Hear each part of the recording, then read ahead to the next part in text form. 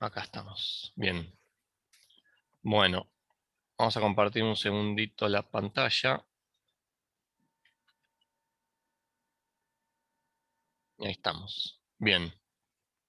La idea va a ser hacerlo un poquito interactivo las primeras partes al menos para contestar las preguntas y eso. Así que, nada, vayan contestando en la medida que se animen. Bueno, el primer problema era el de fitorremediación en plantas. Y decía, la fitorremediación es el proceso a través del cual algunas especies de plantas que son tolerantes a los metales pesados los acumulan en sus órganos, disminuyendo así su concentración en el ambiente que habitan. Para evaluar la capacidad fitorremediadora de la especie herbácea Tlaspi cerulescens, se realizó un experimento en el cual se pusieron a crecer plántulas de esta especie en 32 frascos con medio de cultivo Hogland, a los que se le asignaron al azar y de manera balanceada una de las 8 concentraciones de cadmio suministradas: 5, 10, 25, 50, 100, 200, 300 y 500 micromolar. Luego de 14 días se cosecharon las plantas y se midió la concentración de cadmio acumulada en los tallos, obteniéndose los resultados que se encuentran en el archivo. Entonces, cantidad de réplicas y tipo de variables. Bueno, ¿cuántas réplicas eh, pusieron que había? 4. ¿Por qué? ¿Qué es una 4. réplica? 4. Es la cantidad Es- de veces que haces un mismo tratamiento. Bien, ¿y tratamiento cómo lo definiríamos de manera general? Cada una de las dosis que le aplicas. Bien, hasta acá tenemos cada una de las dosis. Y si fuese de más variables, más predictoras, ¿Cuántas cosas estás cambiando? O sea, ¿cuántas variables explicativas estás introduciendo, por decirlo así? ¿cuántas variables? Perdón, ¿Cuántos ¿cuántas? niveles? Claro. O sea, ¿cuántas cosas estás cambiando? Y no sé. No sé cómo explicarlo lindo. Y si los hago interactuar, Tengo también la interacción. claro. Entonces, ¿cómo calculo ahí los tratamientos? Imagínense, o sea, de manera general yo al menos lo pienso con una tablita de doble entrada, como la NOVA 2 factores, común y corriente. Ujú. Entonces tengo las celditas. Estamos de acuerdo que cada una de esas celdas va a ser cada uno de los tratamientos, ¿sí? Sí. O sea, multiplico niveles de un lado por niveles del otro. Entonces eso me da la cantidad de celditas y cada una de las celditas es el tratamiento. Y dentro de esos tratamientos voy a tener las réplicas, ¿sí? ¿Estamos de acuerdo?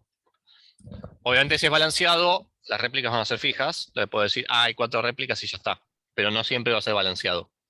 Ahí no va a ser tan fácil decir, tengo tantas réplicas, ¿sí? Bueno, Perdón, sí, balanceado. sí. ¿Balanceado? Sí, te pregunta. ¿Qué? ¿Qué es balanceado? Que Que tenés cada mismas tratamiento- réplicas por Que haya igual tratamiento. cantidad de réplicas. El mismo número de réplicas por tratamiento. Perfecto. Claro. Gracias. Balanceado es eso, mismo número de réplicas, ¿sí? Imagínense, si en este caso, no sé, un ejemplo que tengo macetitas y demás, bueno, yo sé cuántas macetas, pero supónganse que por alguna razón se me murió una de las plantas, chau, fui. Listo, estoy listo. Claro. No tengo más balanceado. AD sabe de eso también, bastante. De plantitas y demás, sí. Sí, acá hacemos jugar. Bueno. Tipo de variables involucradas. ¿Qué tenemos?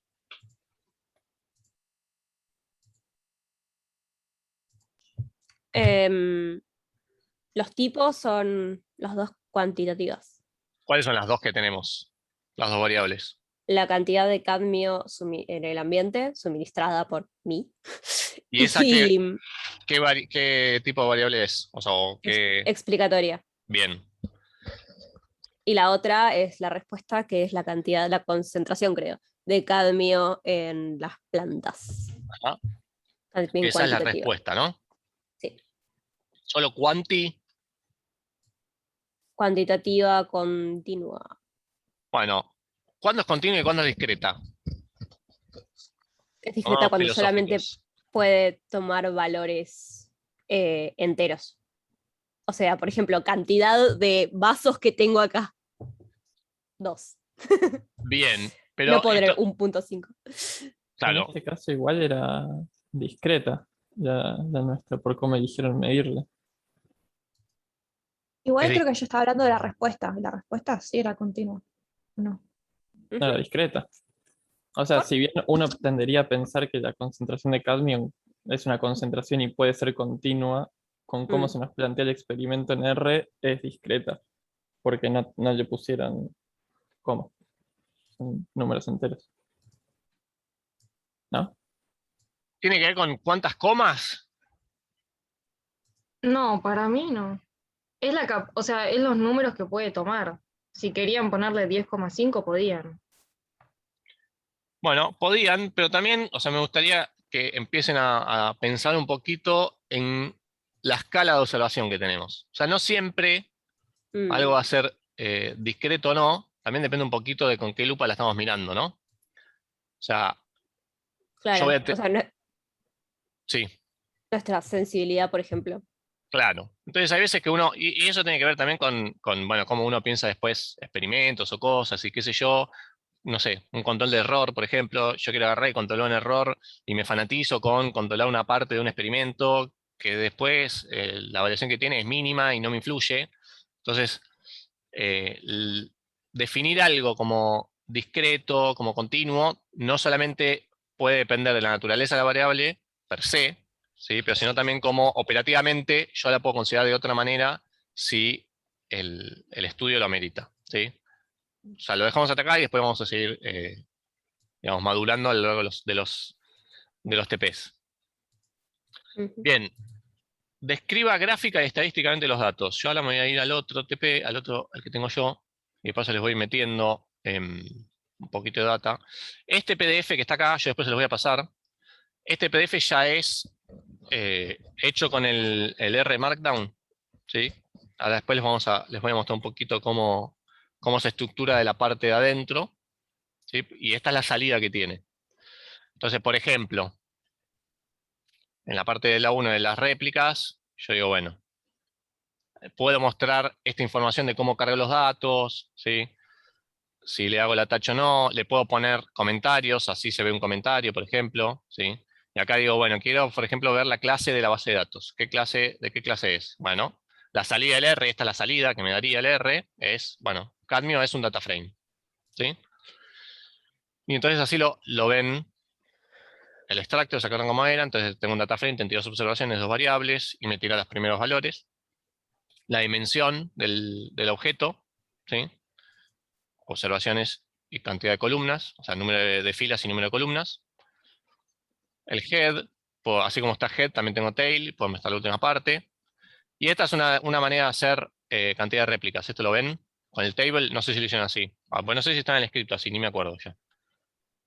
Estaba así con el table. Bueno, Sí, está. bien. Otra manera es rebuscada para esto, claramente, si no tiene ningún tipo de sentido hacerlo así, pero era para, de nuevo, mostrarles ciclos y demás.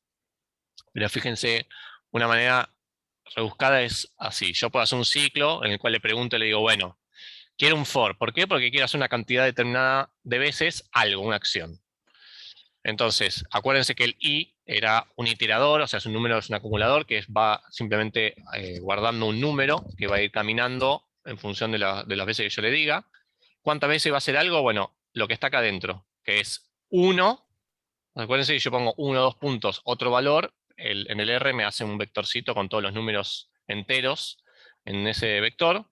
Digo, haceme desde 1 hasta la cantidad de niveles que tiene la concentración de cadmio considerada como un factor. Un montón, les dije acá recién. Pero la idea es que me cuente cuántas veces, o sea, que hay 5, 10, 25, 50, 100 y así.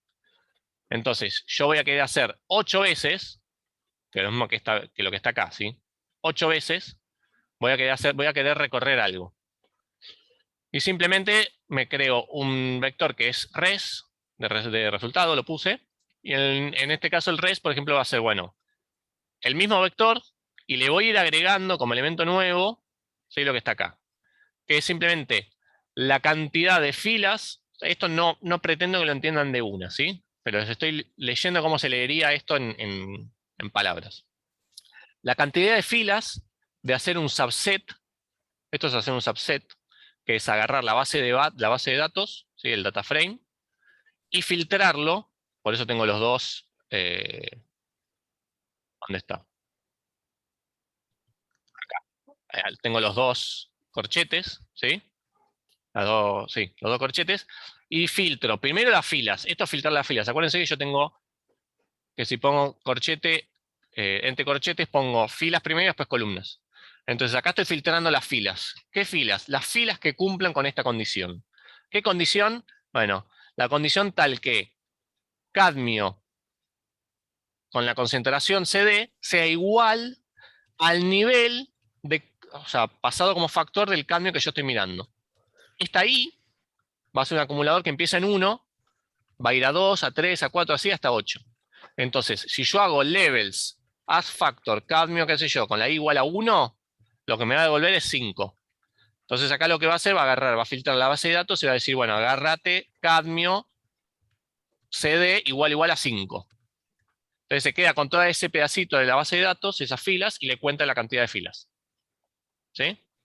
Es una forma rebuscada, pero la idea es cada tanto ir metiéndoles cómo se pueden meter ciclos y demás. Los ciclos son muy útiles para hacer limpieza de bases de datos. Ustedes no le van a venir la base de datos como está acá, toda bonita. En la vida van a tener bases de datos que son un asco y las van a tener que ir acomodando. ¿Está bien? Bueno. Ahora vamos a ver los dos gráficos. Entonces, ¿hasta acá estamos? Sí, sí. Bien. Entonces, describa gráficamente y estadísticamente los datos. Bueno, primero, un plot común y corriente con un rbase. De nuevo, si no le llego así, me preguntan y demás. Y acá lo que tenemos. ¿Y qué es lo que vemos acá, por ejemplo? O sea, si ustedes tuviesen que describir el gráfico, ¿qué harían? ¿Qué dirían?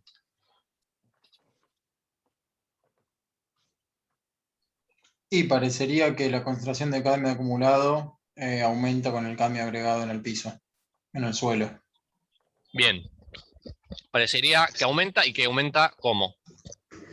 Linealmente. De forma lineal. Linealmente. O sea, yo además le da una relación funcional. Acuérdense siempre que ustedes si describen un gráfico tienen que escribir los ejes primero. ¿Sí? Primero ustedes le tienen que decir al que les está escuchando qué están mostrándoles. Entonces primero se explican los ejes. ¿Sí? Entonces en este gráfico se ve el cadmio agregado, el cadmio acumulado, qué sé yo, el describen y después empiezan con la relación funcional, por ejemplo, o descripción de qué es lo que se ve. ¿Está bien? Bien, y fíjense otra cosa.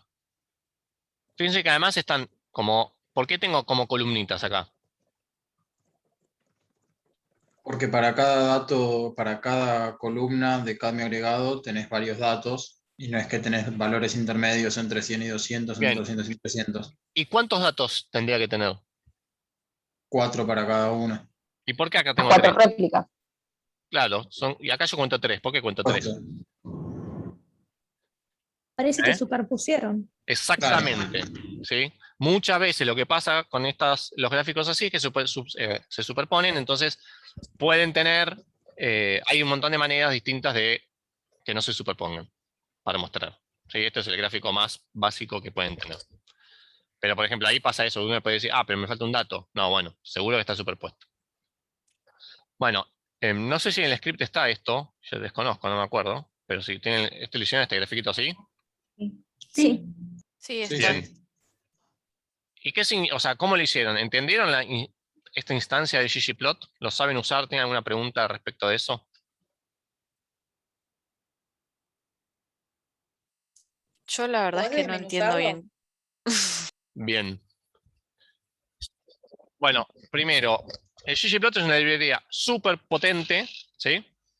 En la cual se hacen muchísimos gráficos que están buenos, ¿sí? La estructura básica que tiene, que es importante, es el aesthetics. Aes es una función dentro de la función, ¿sí? Que es el aesthetics, o un parámetro, ahí no sé. Pero el ggplot requiere una base de datos, ¿sí? Típicamente tiene un método que es el aesthetics, en el cual acá se entiende claramente, ¿sí? Que ustedes le están diciendo qué quieren que agarre como X y qué quieren que agarre como Y. Si ustedes hacen solamente este pedacito, nada más, les va a devolver un gráfico pelado sin nada graficado. De hecho, creería que lo podríamos hacer si me dan un toque. A ver. Vamos a restartear esto. A ver, bien, está funcionando. Tendría que agarrar. Denme un segundo. Ay, no hice lío. Vamos a la base de datos. Me bancan un segundo. Cadmio, sí, TXT. Bien. Entonces, cargo cadmio. Todo esto no me importa, no me importa, no me importa, no me importa, no me importa. Acá. ggplot2, disp. ¿Por qué? Ah, porque lo agarro con la otra, ¿no? Con minúscula, sí. No, porque no corriste la... No, porque está hecha con la otra. Vamos a ponerle... Así es más fácil, cadmio. Estoy haciendo una aberración, pero estoy saliendo del paso. Bueno, ahí lo grafica todo bonito como el que teníamos. Ahora, si yo en vez de eso agarro y grafico solamente esta parte. Oh, ay, no, esperen que se vaya el cosito ese. Ahí. Y corro solo esto, miren lo que me grafica. ¿Sí? Este es el gráfico de qué parte, la primera instrucción, ggplot, cadmio y la aesthetics. Entonces yo le estoy diciendo, fíjense, además me agarra los nombrecitos de las variables, cd y cd en planta. Y no me pone nada más. ¿Por qué? Porque esto lo que hace es abre el famoso device, abre el archivo para el gráfico, ¿no? Abre la ventana para el gráfico. Pero no está poniendo nada. La relación entre las dos variables ya está puesta. ¿Sí? Ya la dije cuando puse la aesthetics este. Pero yo después puedo graficar de muchas maneras diferentes. Le puedo poner puntos, le puedo poner líneas, le puedo poner millones de cosas diferentes. ¿Sí? Esas son capas que se van construyendo, se le van poniendo al gráfico. Entonces es como un gráfico que se va haciendo con capas. Por eso tienen los famosos geom. José, una pregunta. Sí. Ahí igual, Sí. porque te puso como valores en los ejes, no es que creo solamente algo vacío, o sea, Claro, se basó... se basa en los datos y por eso los límites incluso ya los agarra de la base de datos. Entonces la relación ya está ok. puesta. Lo que no está mostrando son los puntos, ¿sí? Pero ya tiene la relación funcional, digamos, entre las dos variables. Ya sabe que es un gráfico de XY, que lo hizo cuando agarré esto, cuando le puse quién era X y quién era Y. Claro, pero los valores de los ejes también los pone la aesthetic. Exactamente, Ok. de ahí ya directo. Yo podría saltearme esto y hacerlos el aesthetics en otro lugar. O sea, tienen muchas maneras de interactuar con cada una de las capas del gráfico. ¿Sí? Lo vamos a ir viendo a lo largo de cada TP. Entonces yo, por ejemplo, ahora lo que quiero acá es, digo, bueno, agregame una capa que sea los puntos. ¿Sí? Ahora quiero ver los puntos. Bueno, entonces le hago un geom point. Acá también yo podría poner una aesthetics. O sea, ustedes pueden cambiar el tipo de relación para mostrar en el gráfico, ¿sí? Cambiando y ponerle una aesthetics particular a esta capa. Ustedes pueden decir, bueno, haceme una capa que tenga solamente tal cosa. ¿Sí? Y entonces se van construyendo gráficos más complejos. Y ustedes hacen así como está escrito, el geom point size igual a 3, lo que hace es, esto aplica a todo lo anterior, o sea, aplica a toda la relación que yo tenía. Entonces acá me va a graficar los puntos con un size igual a 3, con puntos rojos, y shape agarra el tipo de punto. El shape tienen, si ustedes ponen shape en ggplot2 en el Google, van a encontrar una tablita donde tienen para cada número, hay no sé, unos 26, no sé, hay una cantidad de números que simbolizan distintos tipos de puntos para los gráficos. ¿Sí? Entonces, si yo hago esto, vamos a separar un poquito. Ya le hago el geom point, ¿sí? Vamos a cerrar la ventana. Lo que estoy mostrando, me fui. Ahí. ¿Ven? Ahora me muestran los puntos. ¿Está bien? Mauro entró ahí. ¿Está bien? Entonces ahora le puse los puntos. Entonces yo digo, bueno, ahora quiero, además, le voy a agregar otra parte que es esta, el Geom Smooth. El Geom Smooth lo que hace es, le agrega una capa más, que en particular va a ser una línea, ¿sí? Una línea de tendencia, de acuerdo a un método estadístico. Esto hace un método estadístico. Esto hace un LM, ¿sí? Y me va a poner la recta, que es lo mismo que estamos haciendo nosotros. Nosotros estamos haciendo un modelo lineal y en este caso pegan perfecto, porque estamos haciendo un LM. O sea, la recta que vamos a graficar acá es la misma que después vamos a hacer con el modelo. Entonces, si corren esto de una, Ven que tira la línea. Y yo, por ejemplo, le puse error estándar false, yo le podía poner true. Y si le hacen eso, les va a mostrar esto. ¿Qué les muestra? Bueno, les muestra la banda de confianza, ¿sí? Y no sé si llegan a apreciar lo que les decía, que, a ver, lo voy a correr un poquito, que en los extremos la banda de confianza es más ancha que en el punto medio. ¿Eso lo ven?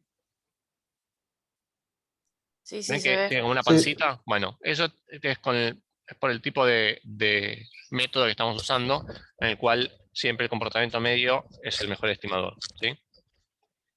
De la pendiente en este caso. Bien. Y después ya es cosmética de agarrar y ponerle nombre al eje X, al eje Y. ¿Sí? También podrían poner, por ejemplo, Gigi Title, creo que es. Y le ponen Hola Mundo, por ejemplo. Y lo grafican.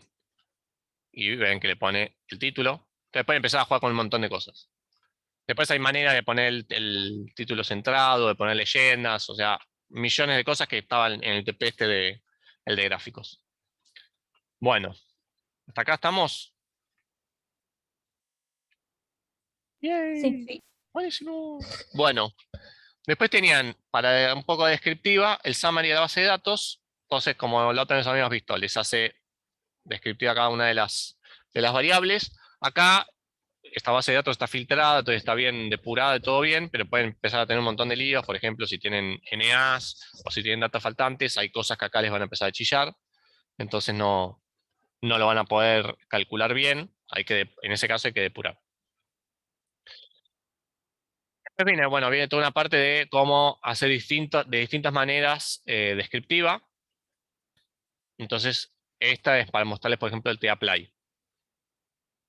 ¿Entienden todos cómo funciona el tapply?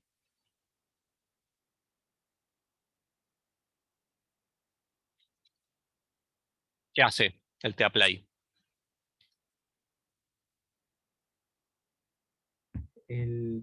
Bueno, yo por lo que entiendo es que agarra los datos de cadmio en planta, digamos, que sería la base de datos. Ujú. No, perdón. ¿Es la base de datos? No, no, es un vector. Un vector de la base de datos, de nuestra base de datos. Em, lo clasifica por el segundo vector, que sería cadmio, tratamiento. Como que divide el primer vector según su valor del segundo vector, Lo condiciona. lo condiciona. ¿Sí? Claro, arma grupitos por distintos valores de cadmio y le hace el tercer parámetro, que es alguna función. A cada Le grupito le hace aplica, algo. exactamente, le aplica de function. ¿Sí? Entonces agarro sobre lo que quiero calcular, le pongo un criterio de selección, de agrupamiento o de condicionamiento y le aplico la función. ¿Sí? Por eso tengo para acá en el signo pesos, tengo para cada una de las categorías que están descritas acá en el CD. ¿Está bien? Y en este caso el summary me hace lo mismo que me hacían todos los summaries. Si ahora en vez de eso le pongo de statDesc, hace lo mismo, pero le aplica esta función. Estos métodos son súper sencillos y son súper potentes, ¿sí? Para descripción de cosas. Se pueden Una prolijar. consultita. Sí, Ahí los vectores los pasaste como el nombre solo porque están como attached en el tema ese. exactamente. Sí, pues está como attach acá arriba. Acá, Ahí va. sí. Si no, no se los va a tomar. Bien. Una pregunta, ¿el Yep. StatDesc qué hacía? Es una librería que les muestra estadística descriptiva y, por ejemplo, acá les pone número de valores, número de nulos, DNA, mínimo, máximo, rango, la suma, media, o sea, es una librería o una función en realidad que está programada para mostrarte distintas cosas de estadística descriptiva. Uno puede decidir qué quiere ver y lo podés medio calcularlo vos también, o usar alguna librería que ya está programada. ¿Sí? Buenísimo, gracias. Bien. El plot, bueno, y acá tienen plot como factor, ¿sí? Acá donde pueden ver como si fuese es el box plot, entonces pueden ver también cómo se distribuye dentro de cada uno de esos grupos las variables, ¿sí? Si está centrada, si no está centrada, los cuartiles. Y después llegamos a esto, que no sé si está en el... A ver, antes de hacer el spoiler. Sí, está puesta acá también. Analice cómo se modifica la concentración de cadmio absorbida por las plantas en relación a la concentración de cadmio ambiental. Plantee el modelo y compruebe los supuestos. Como bien alertó Ale hoy, faltan las unidades para el beta 0, pero ¿estos están de acuerdo en que es una manera válida de descripción del modelo?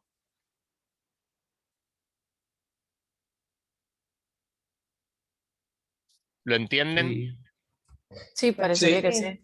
Parecería que sí. ¿Por qué no está el epsilon? Me falta el E Porque sub estás I. usando la esperanza de los Y. Exactamente, ¿sí? ¿Y qué pasa con la esperanza? Cuando aplico la esperanza, ¿por qué se va el epsilon? El error, sí.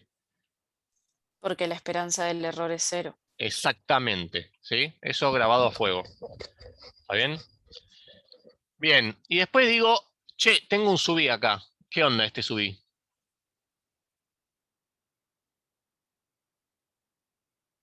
Me faltaría un subí acá también, ¿no?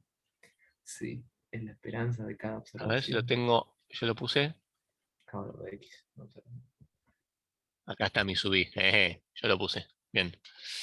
Bueno, fíjense que acá, esta es la otra versión, digamos. Si no pongo la esperanza, pongo el epsilon, ¿sí? ¿Está bien? Sí, sí. Sí. Bien. Y ahí vieron un poquito el... En el subí, ¿qué es este subí? ¿Qué valores toma?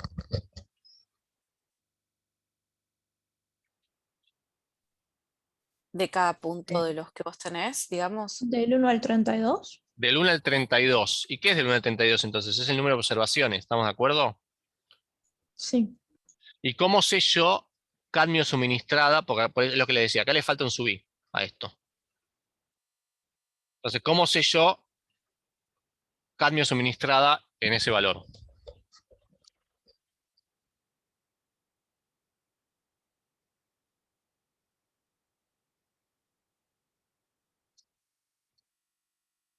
No lo No pensaron entendí tanto, la ¿eh? pregunta.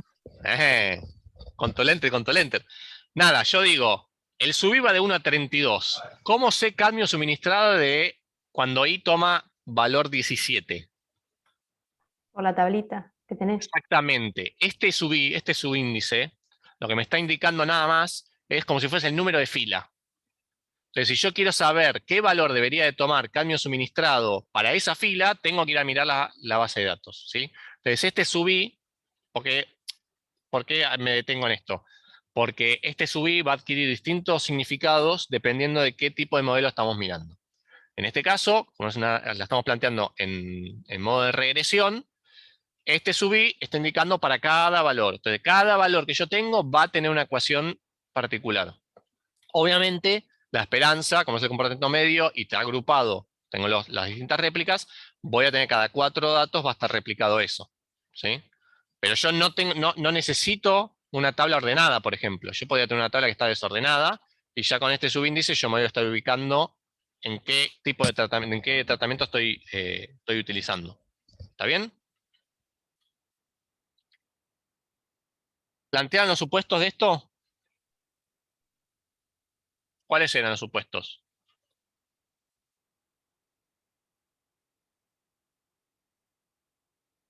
Linealidad, homocedasticidad, ¿Linealidad de normalidad qué? ¿Linealidad de qué? de los valores de la variable respuesta. De los De la valores. esperanza, Los ¿no? residuos, ¿o no? Ah, De la Mm. esperanza sí. con respecto a De la la esperanza variable para cada explicatoria. X. En los parámetros. Todos dijimos algo distinto. Como que dijeron un montón de cosas. Alguien le Entonces, pegó. a ¿De ver, los parámetros? ¿qué es una linealidad de los parámetros? ¿Me está yendo el cosito este? Esperen que a ver qué. Ah, hay cosas, hay un more acá, a ver. Te Yo creemos. tengo que Dale nomás. ¿Cómo? Yo tengo que la esperanza de la variable respuesta tiene que cambiar linealmente con la variable explicatoria. ¿Estamos de acuerdo? Yo sí. Y eso lo pones a prueba solamente con un plot y visto que hay una relación. Sí, o sea, eso es parte de mirando la parte descriptiva, vamos mirando cómo es el plot y nos convencemos principalmente de eso. Después vamos a ver en los siguientes modelos, más avanzada la materia, que puede ser más difícil y que no siempre vamos a mantener eso. ¿Sí? ¿Está bien? ¿Qué más tenemos de supuestos? Normalidad de los residuos. Normalidad de los residuos. ¿Cómo lo escribimos eso?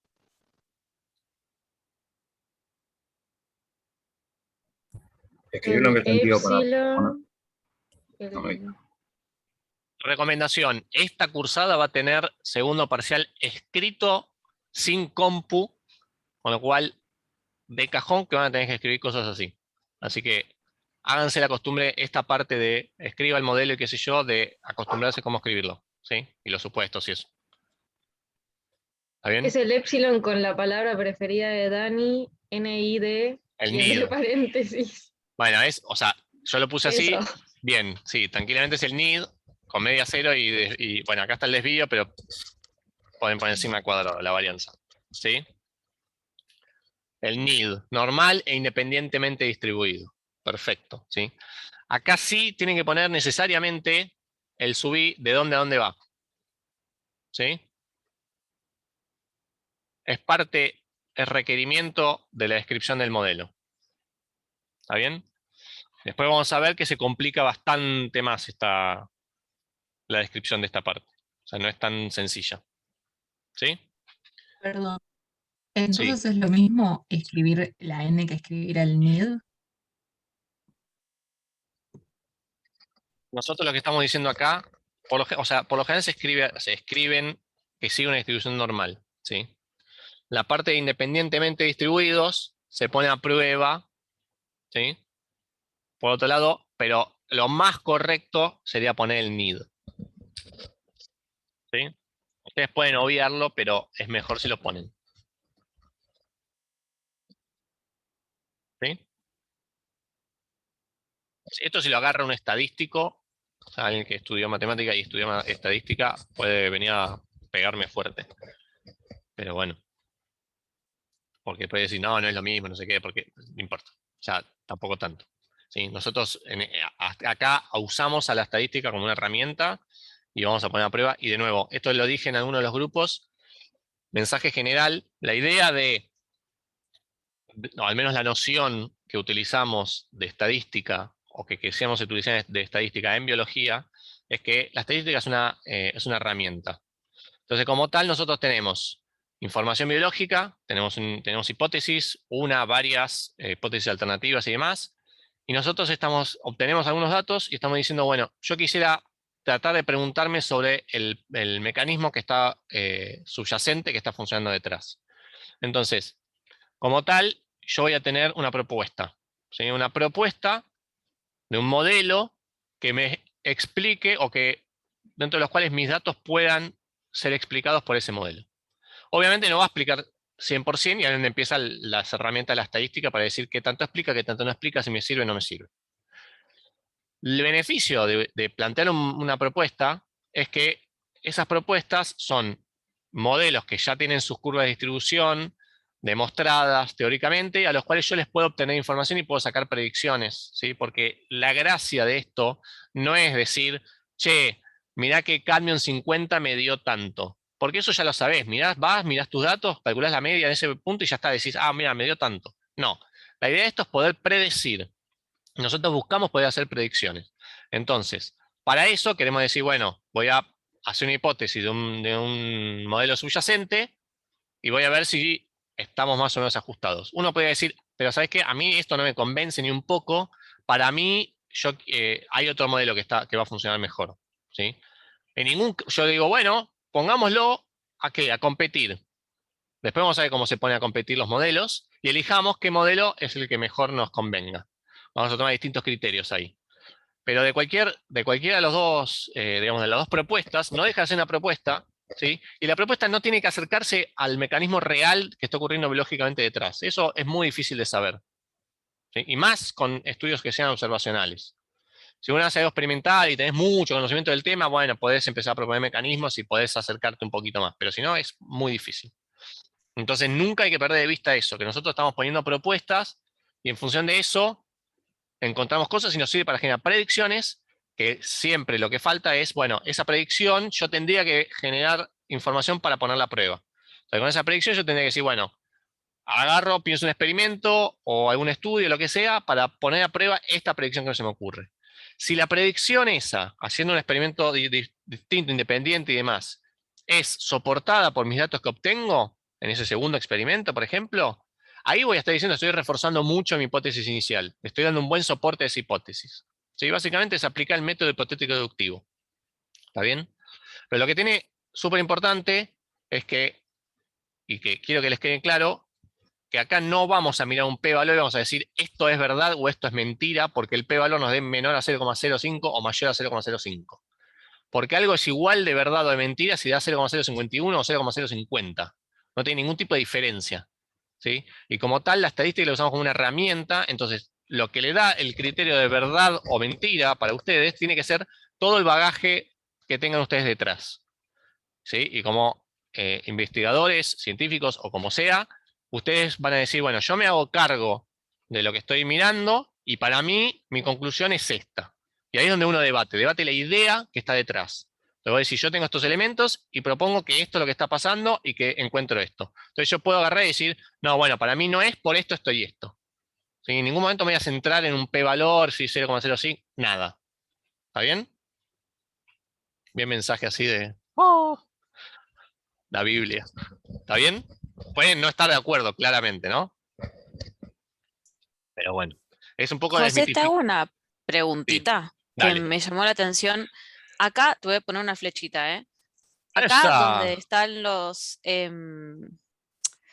supuestos, digamos, ¿no? Sí, No sé si apareció mi flechita, creo que sí, sí, no. sí. Victoria va. Ah, bueno, Yo la puedo ahí. sacar, mirá qué bueno. ¿Se Sí. usa, ¿se usa el sigma o el sigma cuadrado al plantearlos, O sea, digamos? por lo general está con sigma cuadrado, ¿sí? Lo pueden llegar a ver con el sigma. La distribución normal queda definida con muy sigma cuadrado, ya queda definida, pero el sigma también vale porque el sigma, digamos, lo que tiene. ¿Qué diferencia hay entre sigma y sigma cuadrado? O sea, uno es la varianza y el otro el desvío El desvío, estándar. claro. Pero ¿por qué usaría uno u otro? O sea, que, digamos. Esa es mi duda. Las Bueno, unidades que tiene. claro, una es el cuadrado y otra es la raíz. A nosotros nos cuesta mucho más. O sea, el sigma lo vuelvo a usar para describir la variación que podés llegar a tener en la variable. Y describir la variación que puedes tener en términos de la variable al cuadrado, bueno, es un poco más difícil de comparar, porque escala al cuadrado en vez de escalar linealmente como escala la variable. Entonces es más fácil comparar entre grupos, entre cosas, con el desvío. Pero la distribución normal queda descrita igual. O sea, si tengo sigma o sigma al cuadrado, voy a poder hacerlo igual, si tengo el sigma, ¿sí? Así que Claro, sí, sí. pueden ponerlo de las dos maneras. Y por algún motivo, el tipo, son 7:15 y yo dije, hoy nos vamos temprano y lo achiclo todo. Bueno, pero esta parte es la parte más importante. Entonces, después hacemos el modelo, ¿sí? Linear model. Acá hacemos el modelo, esto lo voy a seguir reforzando. LM es la función que hace el modelo lineal. Todo después lo que vamos a hacer es mostrar resultados, ¿sí? Calculamos los residuos con residuals. Pueden calcular estandarizados con el R estándar. Esto, o sea, acá digo que es importante. La función residuals interactúa con los objetos, por ejemplo, generados por el LM. Si ustedes generan un modelo con otra función, que vamos a ir viendo un montón de funciones, no necesariamente residuals les da los residuos o los residuos estandarizados y demás. Eso hay que mirar en la documentación, cómo interactúa un objeto con cada una de las funciones. ¿Está bien? Porque después a veces le va a pasar que los grafiquitos dicen, ah, no, pero esto me dio una escala altísima, entonces son un desastre, los tengo que modelar varianza, esto no sirve para nada. Bueno, no, oiga. ¿Sí? Después vamos a ver que pueden poner los type Pearson, que son los que vamos a usar siempre. Bueno, esto no sé si está en el script, creería que no. A ver, déjenme chusmear un poquito. ggplot, bla, bla, bla. Así está el rebind. ¿No? Sebind, sí. Bueno, fíjense que acá lo que estamos haciendo, estamos construyendo una variable.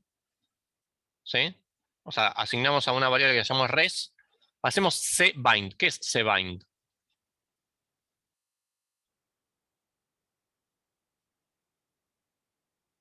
Para unir cosas. Por bind, perfecto. ¿Cómo las estoy uniendo? Es lo que estoy buscando, o sea, sentido común. En No en está un data uniendo frame. No. ¿Qué es la C? Ah, Estás Por concatenando. columnas. los vectores. Columnas. Eso. Columnas, ¿sí? O sea, uní por columnas lo que te ponga dentro. Yo puedo poner rbind, como se imaginarán, si existe cbind, existe rbind que une por filas. Entonces esto es para construir el data frame. Bueno, después lo podría formalizar como un data frame.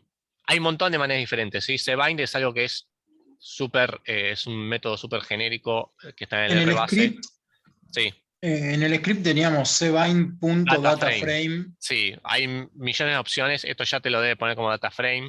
Esperen que Claro, lo sí, yo corro. ahí le saqué el cbind y me tiró el mismo dataframe. Sí, sí, sí. Entonces no entendí para qué estaba para qué estaba el cbind ahí. Bueno, yo puedo hacer esto. Pre-not los tengo que poner. Esperen. Si yo pongo esto y yo ahora le hago class res, me dice es un data frame, ¿sí? Si yo hago lo mismo y le pongo solo el cbind y lo llamo res2 y pongo class res2, ¿ven? No es un data frame. Claro, yo probé sacarle el cbind, no sacarle el dataframe. O sea, si pongo solo dataframe, sí me arma un dataframe con esas columnas. Sí, también es verdad, no sé la diferencia, eso tendría que buscar si hay una diferencia entre data frame y cbind data frame. Tendría que buscarlo. O sea, él lo que dice es esto, sí, hacer así. Hacer un Claro. data frame por defecto, lo que hace es, te une por columnas cada una de las cosas que pones separadas por coma. Eso también Yo lo hace por defecto. tengo una pregunta y quizás una teoría, si se puede. Sí, a El ver. cbind, por ejemplo, si yo tengo un data frame y le quiero agregar columnas, Sí. con solo data frame quizás no podría, ¿o no? No, data frame te une por columnas, pero ¿qué diferencia hay fíjense, con cbind me genera algo de tipo matrix. Y con data frame me genera algo que es data frame. ¿Qué diferencia hay entre estas dos? Entre Que data una frame. matrix tiene una sola columna, me imagino, para el programita. Y que No, y miren, si que- yo pongo head res2, tengo todo. Quizás porque las considera como categorías, digamos, algunos de los valores que tenés, si es un data frame. A ver si yo pongo, a ver si funciona. Yo pongo rep A y le pongo en el row cadmio con así. Así. Ay, me faltó una paréntesis, me cacho. Esperen. Rep acá, me faltó un. Ahí. Me dice error. Ay, ¿por qué? Esperen que le va de vuelta, a ver. Este cierra acá, este cierra en el rep. Este, claro, me sobra ahí. Ah, me engañó. Ah, ahí está, claro. Fíjense una cosa. Lo que pasó. Esto se va totalmente de lo que estamos viendo, pero no importa. Tony. La primera columna ahora dije que sea una rep, o sea, una repetición de AES tantas veces como filas haya en la base de datos. ¿Sí? Y si yo hago lo mismo, como antes, vamos a ponerle res1 y le saco el rep, o sea, esto es la que teníamos antes, ¿sí? Y pongo head res1. ¿Ven la diferencia entre las dos? Que uno tiene comillas y el otro no. ¿Lo Sí. ven? Bueno, ¿qué pasó? La matriz solo admite un tipo de datos adentro de ella. ¿Sí? Yo no puedo poner strings o caracteres y números dentro de una matriz. Pones o uno u otro. Entonces, al yo forzarle a poner algo de tipo carácter a una matriz, me convirtió todo como carácter. ¿Sí? La fuerzo a eso. Esa es la diferencia. ¿Ven que está todo como carácter? Cada una de las columnas. Y si yo pongo lo mismo pero con res, ¿ven que son numéricas? O integers, bueno, si son enteros. Entonces, la diferencia es que con el cbind genera una matriz que solamente admite un tipo de dato, y si encima le esfuerzo a que sea con carácter, me pisa todo y me dice, bueno, pasate todo a carácter, chau. Entonces no puedo operar, no puedo sumar ni nada después. En cambio, con el data frame, la diferencia es esa, el data frame sí me admite diferentes tipos de datos dentro de el data frame. ¿Está bien? Esa es la gran diferencia. ¿Sí? Bueno. Nada, nos fuimos un poquito.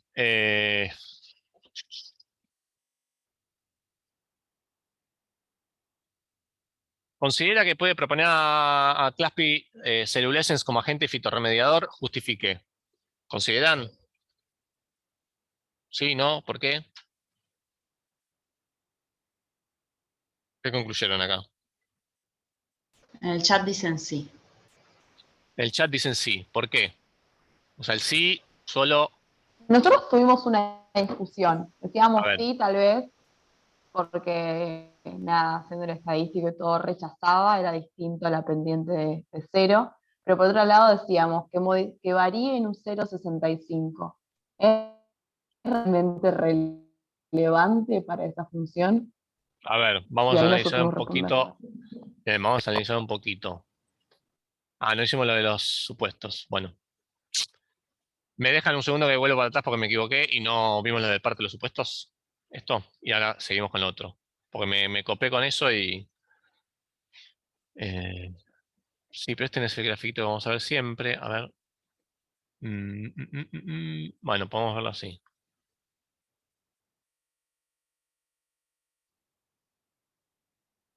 Esto les tiraba a ustedes, ¿no? Más o menos. Fíjense.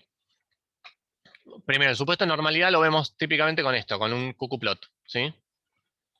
Estos gráficos va a ser difícil de verlos, ¿sí? Ahora les voy a mostrar la otra manera, que creo que está puesto en el script, con la de la librería CAR, pero fíjense que acá tenemos una diagonal, ¿sí? Y dice cuantiles teóricos y residuos estandarizados. ¿Qué es un cuantil?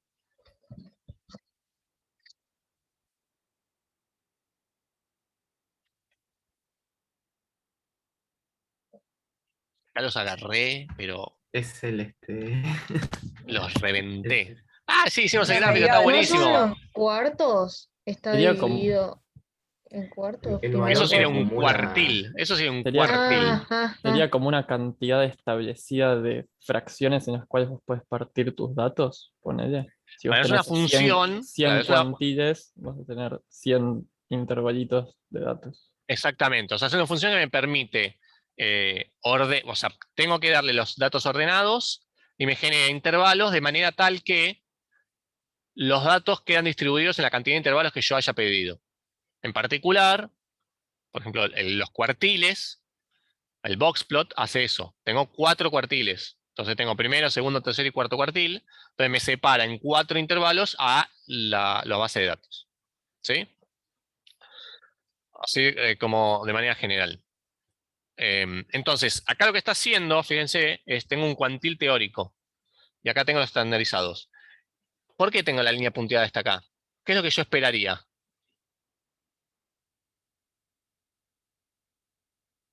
Que todo caiga, todas las observaciones caigan sobre esa línea, si fuese normal, digamos. Bien, fíjense que esto es, si yo, yo supongo una distribución teórica normal, fíjense que el origen está acá, en el 0, 0, ¿sí? esta es una línea dependiente 1, entonces implica que si aumento en 1 el cuantil, tendría que aumentar en 1 mis residuos encontrados acá, estandarizados, ordenados y toda la bola. Cualquier desvío de esta diagonal, yo la voy a empezar a suponer como que es falta de normalidad. ¿Cuándo digo, che, esto sigue una normal o no sigue una normal? Bueno, es parte de lo que vamos a tener que estar mirando, ¿sí? Vamos a estar aprendiendo. Como criterio general, si yo tengo que los residuos se van alternando de un lado y del otro y que no tengo un patrón claro de, por ejemplo, una panza de un lado y cosas así, vamos a dejarlo pasar. Y típicamente en las colas es donde tengo mayores desvíos de esta línea, ¿sí?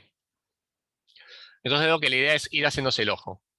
Uno puede agarrar y decir, bueno, hago la prueba de hipótesis para ver normalidad y demás. Yo la detesto, la odio. Odio la prueba de normalidad con prueba de hipótesis. ¿Por qué? Justamente por la misma razón de antes. Yo no me hago cargo de lo que estoy mirando y digo, si el P es mayor o menor a 0,05, asumo que es normal o no.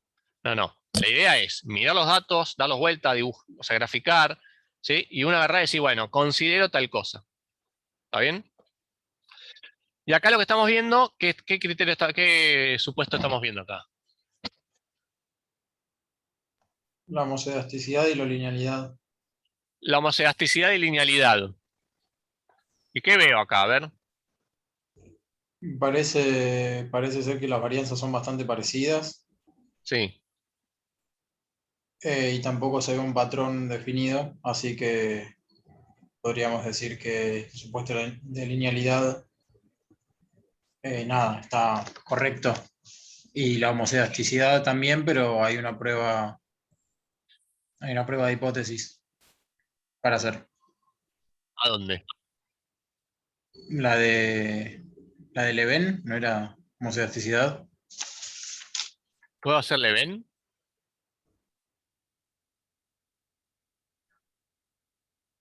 Alguien que me diga que no. A factor. Y que me diga Sí, por qué. pero claro, Bueno, ahí tenés que vamos, pasar claro. a factor. Con lo cual no puedo hacerle ven porque por ahora estamos en la regresión. ¿Sí? Eso sí es importante. Prueba el ven solo cuando cuando tengo factor, que está por acá. ¿Sí? Pero lo podés forzar a factor. O sea, de hecho el script te diría, como que te lo hacía igual El event test, en pues la está de parte carro. de regresión. Ustedes al R le pueden pedir que haga lo que quiera, le pueden decir bailar una samba y lo va a hacer. Eso no implica que esté bien, Así que ojo con lo que le piden. Fíjense, perdón, pero fíjense que hay una línea de código que es un comentario que justamente les preguntan capciosamente, ¿se puede testear la homogeneidad de varianza? Como para que Miren. presten atención a esa parte. Yo le dice, che, bueno, hacela porque nada, hacela. Y dice, warning. ¿Y qué me dice? Che, todo bien, pero mirá que hice que cadmio, que el CD sea un factor. ¿Sí? Entonces, no, esto simplemente era por fines educativos, que en una regresión no podemos hacer la prueba del evento. ¿Está bien? Así que nos quedamos con... Sí, dale. No, una cosita. Ese comentario de warning les va a aparecer también cuando tienen la variable explicatoria como carácter. Por ejemplo, en el segundo, que hacen con una variable regresora categórica. También les va a aparecer si tienen en la estructura principal de los datos como la variable explicatoria como carácter en vez de factor. Entonces, no solamente se tienen que dar cuenta por el warning, el mensaje, sino más que nada conceptualmente si están haciendo una regresión o una nova, ¿no? Eso. ¿Está bien? Yo tengo una consulta de eso. Porque yo entiendo que, bueno, o sea, la idea de hacer una nova, que yo entiendo que el event es básicamente una nova, es tratar la variable explicatoria como cualitativa. Pero ¿por qué estaría incorrecto? hacerlo acá. O sea, yo entiendo que esto es querido hacer una regresión lineal, pero para mi objetivo puntual, que es ver si las varianzas son distintas en cada valor de X, ¿por qué no podría aplicar un test de Leven? O sea, ¿qué es lo que está mal teóricamente? Porque vos conceptualmente estás tomando a CD como una cuantitativa, no como cualitativa. Si No, yo, claro, sí, eso sí. o sea, Pero la si yo lo naturaleza de pongo tu variable es en- diferente. Claro, pero no puedo simplemente querer o sea, no logro ver por qué estaría mal decir, bueno, sí, yo estoy manejando una variable explicatoria que es cuantitativa, pero para finalidad de este test la voy a considerar cuantitativa, perdón, cualitativa. Y bueno, o sea, no, o sea, estaría mal decir que la conclusión del test de Leven no aplica porque es una regresión lineal. Porque la variable explicatoria es continua, es cuantitativa. Cuantitativa. O sea Ujú. que no puedo usar No, el resultado del test de Leven. No. no. Ok. O sea, acá tienes que mirar la diagnosis es por el gráfico, ¿sí? Residuos versus predichos. ¿Sí? Y buscamos patrones ahí. ¿Está bien? Amén de que yo detesto las pruebas de test estas. Sí, sí. Eso, pero eso es parte del mismo que el Shapiro, qué sé yo. Bueno, después igual lo de los supuestos vamos a seguir viéndolo. Considera que la puede proponer como agente fitorremediador. Y ahí se surgió la duda de, bueno, sí, no, ¿por qué? ¿Qué sé yo? Bla, no sé. Y obteníamos esto. ¿Qué dice acá? Corrí simplemente el summary del modelo. Entonces, el summary del modelo, acuérdense, tenemos la llamada, bueno, un poco de los residuos, alguna descripción, tenemos los coeficientes, el intercept y la pendiente. Bien. Y ahí surgió el tema de, che, pero 0.65, ¿es importante o no es importante? ¿Todos tienen la misma disquisición? O sea, ¿qué les Como si parece? es importante, o sea, Claro, si es. lo que ha surgido ahora es, che, bueno, cuando pregunté la pregunta biológica dice, ¿considera que se puede proponer a la especie esta como un agente fitorremediador? Y no me acuerdo quién habló, que dijo, bueno, sí, pero nosotros empezamos a discutir que la pendiente, al dar 0.65, bueno, 0.66, no sabíamos si era un cambio relevante o no relevante biológicamente. Acá, José, nosotros tuvimos una duda, medio como un Sí, conflicto con la guía, en función de qué unidades estaba la concentración de cadmio que ellos le ponen al suelo. bien. Porque la guía dice micromoles, si no me equivoco, pero los gráficos que hace el script los tira en miligramos por kilogramo de suelo. Eh, no sabemos. Porque ves ahí dice las concentraciones esas de microgramos que se les dan. Entonces, si por cada Micromolar. micromolar, Sí. si por cada micromolar de cadmio aumenta 0,65 miligramos de cadmio, es un montón. Ujú. Ese es un montonazo. Está aumentando muchísimo más de lo que parece a simple vista, por más que el número sea chiquito. Exactamente lo que estás diciendo es la verdad de la milanesa. ¿Sí? Justamente, la escala o las unidades en realidad es lo importante. Entonces, como decía, no sé quién estaba hablando. A ver. Yo, Benjamín, Benjamín, ahí está. la Como decía tortuga. Benjamín, lo importante es en qué unidades está esta pendiente. Entonces, esta pendiente es por cada incremento unitario del CD, en qué unidades está micro CD, micromolar, aumenta 0,65 que miligramos por kilo. ¿Sí? Entonces, primero, tenemos que la pendiente es positiva, nos da una diferencia significativa, ¿sí? O sea que es un incremento importante, y para darle la relevancia biológica tenemos que referirnos a las unidades. Y ahí está digamos, la respuesta al problema que tenían. ¿Sí? ¿Eso lo ven? ¿Lo ven? ¿Le ven? ¿Sí? O sea, sí, yo entiendo que las unidades son importantes, pero, o sea, yo creo que sin experiencia de este tipo de estudios no sabría decir si es o no relevante el cambio. No, que bueno, estoy viendo. lógico. O sea, obviamente estamos suponiendo que estos son los datos propios, es el tema que uno está estudiando, entonces, bueno, sí, sabe.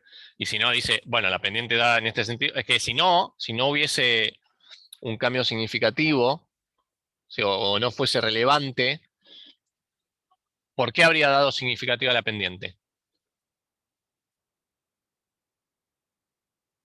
Y porque quede significativa numéricamente, puede ser factible. ¿Cómo? Pero quizá y porque es el test, la prueba tiene mucha potencia y la diferencia existe. Bien, y la por eso ahí detectás. vamos, perdón, ahí vamos justo, es, ¿cómo sería que tenga mayor potencia? O sea, ¿qué tendría que ocurrir? Y mayor potencia es que logra distinguir diferencias de medias menores. por decirlo de Mínimas, alguna ¿no? manera. Mínimas, sí. Y una manera que eso ocurre, por eso rescaté este comentario, es que si yo tengo muchísimos datos, voy a encontrar Ahí va, sí. diferencias de toque. Cierto, ¿Sí? Entonces hay que tener cuidado también con eso. Si ustedes tienen una base de datos con muchísimos datos, van a encontrar significancia por todos lados. Ahora, es importante esa y, bueno, ahí se puede discutir un poco más. ¿Está bien? Por lo general, en experimental en biología, difícilmente tengan tantos datos como para poder tener esos problemas, pero podría ocurrir. Bueno, con finta después vamos a esto, y después teníamos esto, ¿no? El ANOVA. En este sentido, en este momento, hacer ANOVA, acuérdense que esto es hacer ANOVA del modelo, con lo cual no es, esta función me está mostrando la salida del modelo como si fuese una tablita de ANOVA. No estoy haciendo una ANOVA, ya lo hice el modelo lineal, ¿sí? Y después nos preguntaba, ¿cómo se evalúa la magnitud del efecto? Cuando es un factor. Investigue en Google qué puede hacer. Ventajas, qué sé yo, y pronostique, y bla, bla, bla. Entonces ahí venía toda esta parte del factor, ¿no? Entonces pasamos a factor, miramos los niveles. Bueno, el box plot, eso lo vamos a saltear por ahora de momento, esto lo vamos a ver después. Hacemos el modelo. ¿Sí? Los residuos, bueno, por ahora no los salteamos, es exactamente, es muy parecido al otro. Quería llegar acá. Bueno, el event no, acá. Tenemos el mismo ANOVA, pero ¿qué era lo que surgía al principio? El summary, ¿sí? Si hacemos esto como factor, el summary es bien diferente. ¿Sí? Fíjense, en vez de tener, ¿cómo se llamaba el otro? C de quanti era.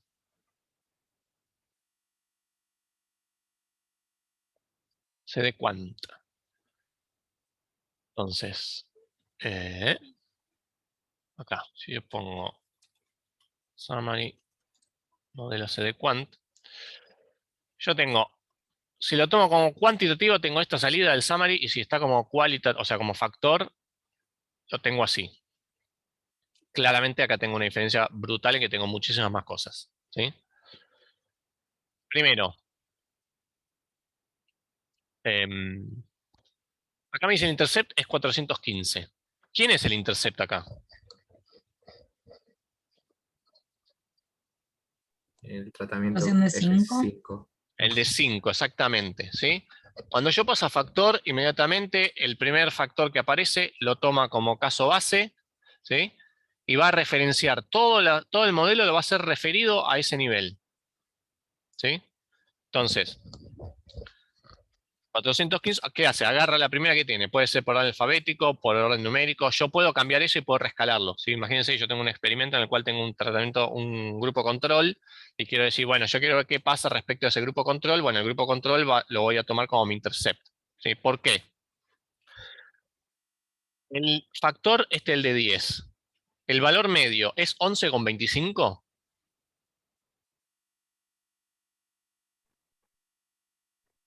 No, Si yo- es sumado al que es de referencia. Bien, exactamente. ¿Sí? Este 11,25 es 415 más 11,25.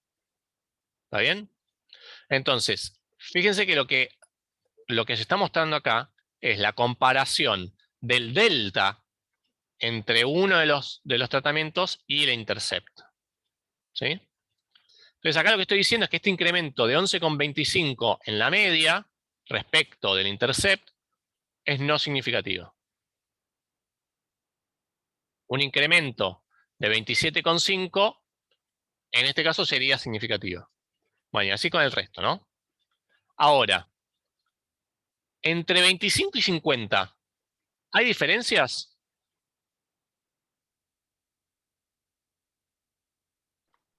Hay que hacer Creo las que no hay forma de comparaciones. saber. No sabes en déjame ver. principio. Claro, exactamente, no lo sé. ¿Por qué? Porque está referido al intercept siempre. ¿Por qué hace esto? Porque se come, o sea, se libera de un grado de libertad. ¿Se acuerdan que yo le dije que el grado de libertad son súper importantes y no sé qué? Bueno, ahí está acá está una de las cosas. Por una cuestión de optimización y de ganar un grado de libertad, hace esto. Yo lo podría, a ver, acá. Creo que es con -1 era. Si yo pongo así el modelo y le pido al summary, ¿ven? Si yo lo pongo como -1, después lo vamos a ver, pero eso es forzar a que no tome el primer nivel como, ¿cómo es? Como caso base. ¿Está bien? O sea, se puede hacer. ¿Sí? Pero fíjense que acá tienen 7 y acá de esto lo vamos a ver después y tienen 8 acá, ¿sí? Perdón, Ya. ¿cómo es que lo hiciste que me perdí? Ajá. Chan, el secreto. Con el -1 acá. Lo están forzando. ¿Sí? Usted le pone -1 acá. Y hacen que el intercept desaparezca y que no sea más el caso base.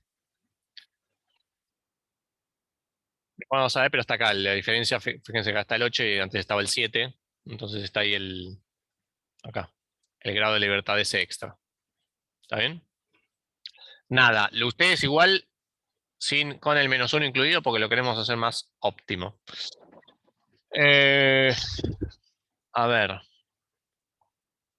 Así vamos terminando esta parte.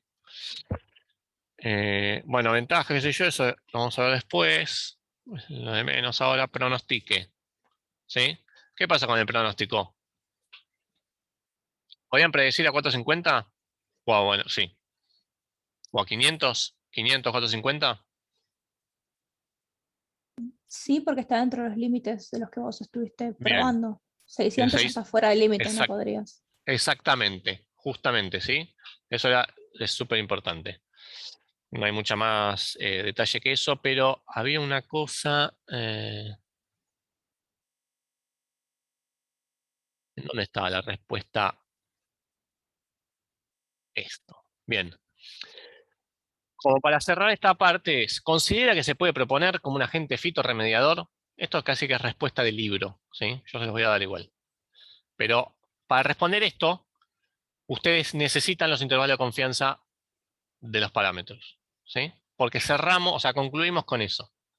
Entonces, una conclusión casi que de cátedra tipo, y le voy a decir las palabras clave, sería algo así. Entonces, sí, lo podemos proponer porque por cada micromolar de concentración de cadmio que se suministra, se espera, esta es una palabra clave, se espera, que el aumento en el cadmio acumulado por tallo se encuentre entre estos valores, que fíjense que son los valores de acá, ¿sí?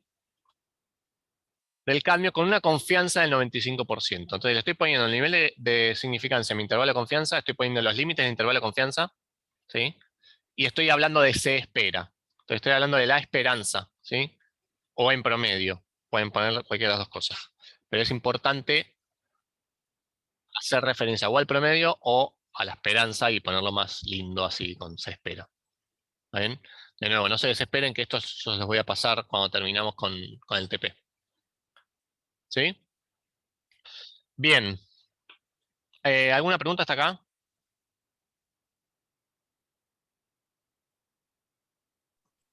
No, bueno, joya. Entonces, lo último que les quería mostrar para esta parte era esto, el RMD. El PDF ese que estamos viendo está hecho, les dije, con el Markdown, ¿sí? El Markdown no es, fíjense, es un archivito que en este caso se llama .rmd, tiene una parte de encabezado, esto podemos ir aprendiendo, y después tienen cosas que están dentro de 3 backticks, llaves, cosas que escriben y cierran los backticks. Estos backticks se llaman chunks, code chunks, ¿sí? Dentro de esos code chunks, ustedes van a tener código real, ¿sí? Que escriben. Por fuera de los chunks van a tener texto que pueden escribir. Entonces, por ejemplo, problema 1. Doble numeral tiene una significancia en particular, es para hacer encabezados, pueden ser más grandes, más chicos, hay algunos símbolos clave. Entonces escriben, por ejemplo, y indique la cantidad de réplicas y el tipo de variables involucradas. Abro un code chunk. Le digo que va a ser de lenguaje R, porque ustedes el Markdown lo pueden hacer de muchos lenguajes diferentes. Escribo el código real que yo quiero, como si fuese el R que en la consola, y lo cierro. Entonces, cuando después compilo y veo el PDF, miro y les muestra esto. ¿Lo ven? Así con todo. ¿Sí? Si yo pongo dentro de un code chunk, pongo un comentario, numeral, inspección del data frame, me va a aparecer numeral en marroncito, inspección del data frame. ¿Sí?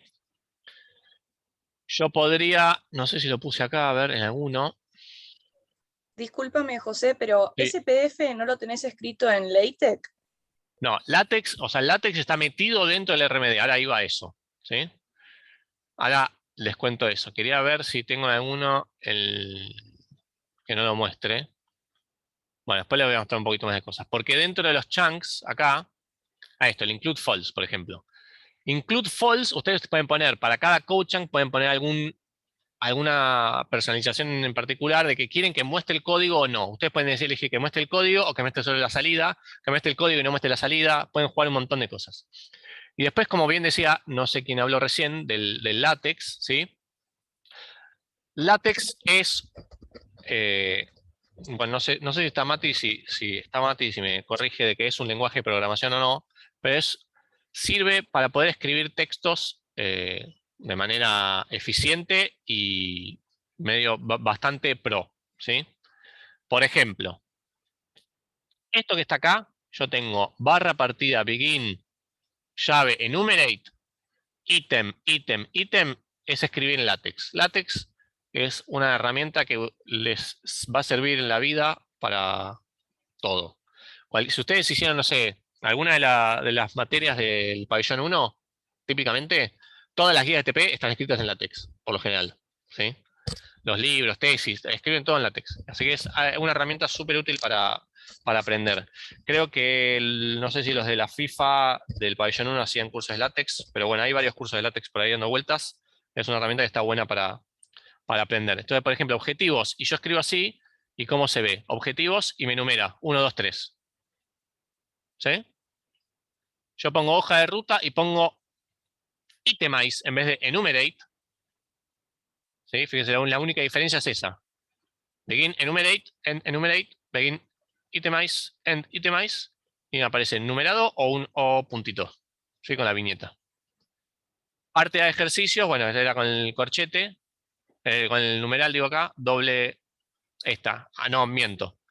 Esta también es de LaTeX, sección. Y después le pongo doble numeral, problema 1. Entonces fíjense cómo se ve.